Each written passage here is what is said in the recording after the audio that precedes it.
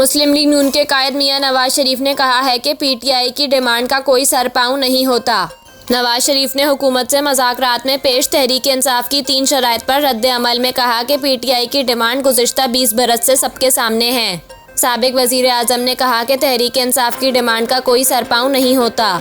नवाज शरीफ का कहना था कि उम्रे के मौके पर पाकिस्तान की सलामती के लिए दुआएं की, अल्लाह ताला पाकिस्तान पर रहम करे। वाज़ेह रहे, पाकिस्तान तहरीक इंसाफ की जानिब से हुकूमती वफ़द के सामने 3 शराइत रखी गई हैं, जिनमें कहा गया है कि रवां साल मई में कौमी असम्बली और दोनों सूबाई असम्बलियाँ तहलील की जाएँ। 14 मई के अलावा एक साथ इंतखाबात के लिए आइन में तरमीम की जाए। आइन तरमीम के लिए तहरीक इंसाफ के इस्तीफ़े वापस लेना होंगे।